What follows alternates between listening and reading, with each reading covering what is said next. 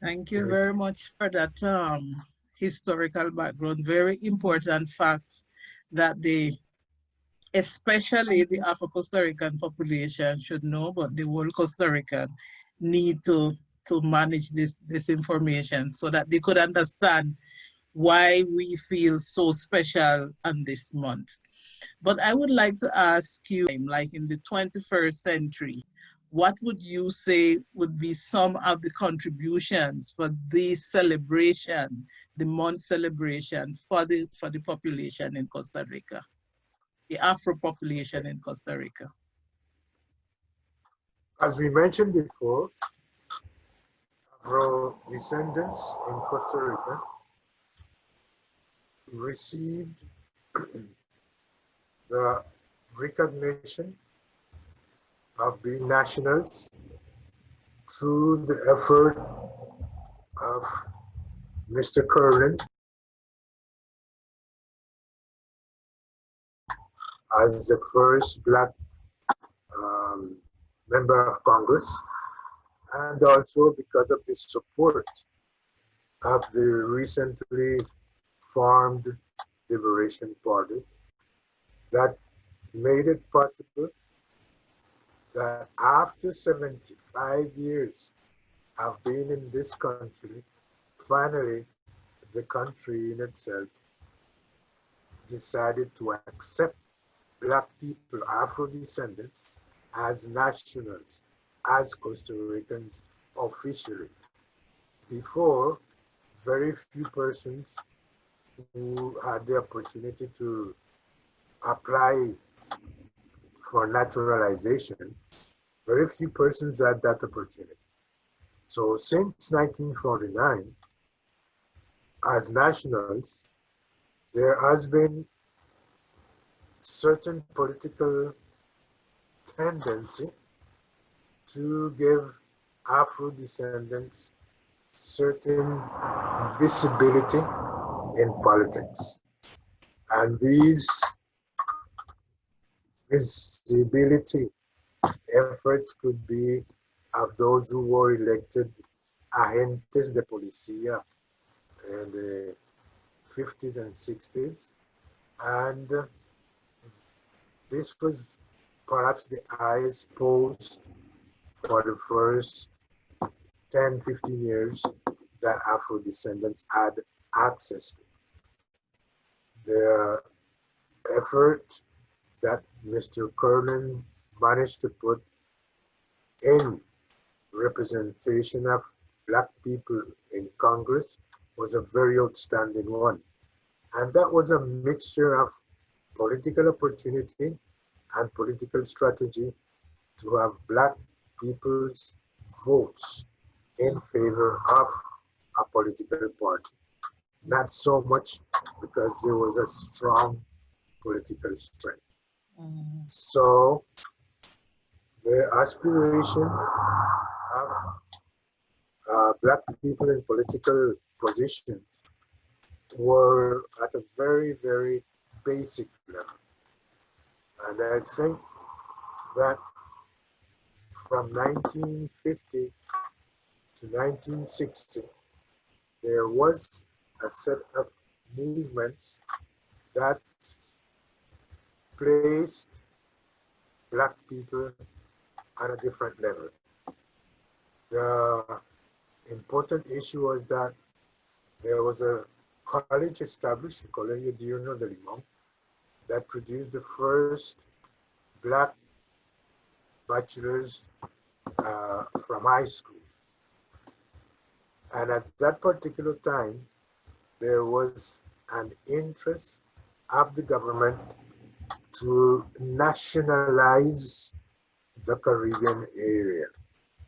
So lots of schools were being built in the 60s until the 90s.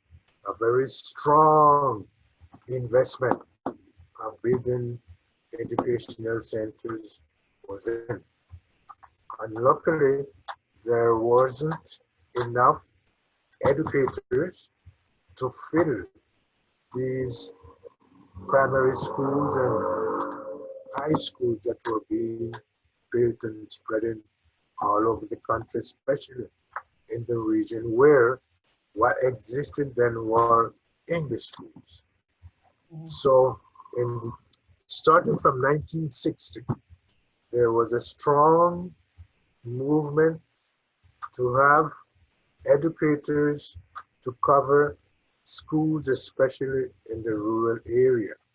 So recent graduated high school bachelors had the opportunity to be mm, assigned as teachers in the rural area, and there was a complementary educational level um, teachers institute that made it possible for these bachelors, high school with bachelor's degree, had the opportunity of working as aspirants, and in the vacation they had a formal assistant to lessons so that they could get their degrees as professors of primary education.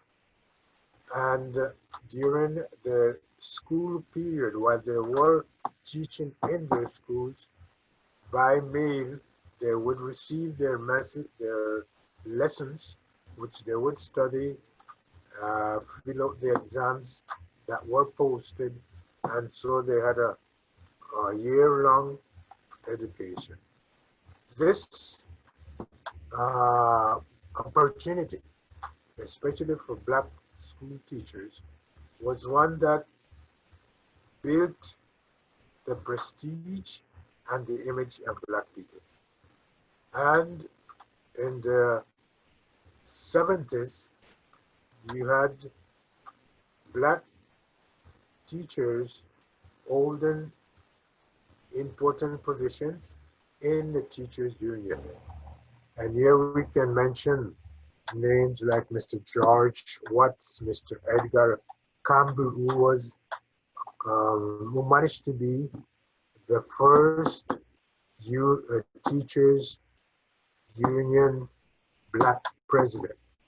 And through this syndicate of teachers, with Edgar Campbell as president of the syndicate, they managed to convince the presidents at that time, Rodrigo Carazo, to include the celebration of the 31st of August as an official celebration in schools all over the country, and that during that particular day, at least, the history of Black people would be taught in schools and in all educational centers.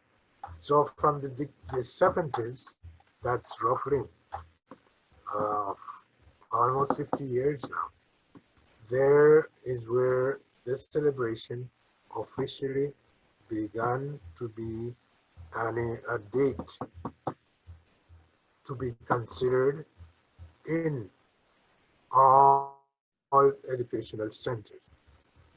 The first 10 years, the the celebration was centered more in Lima, although it should have been in all the centers of the country. But even today, this has not been accomplished.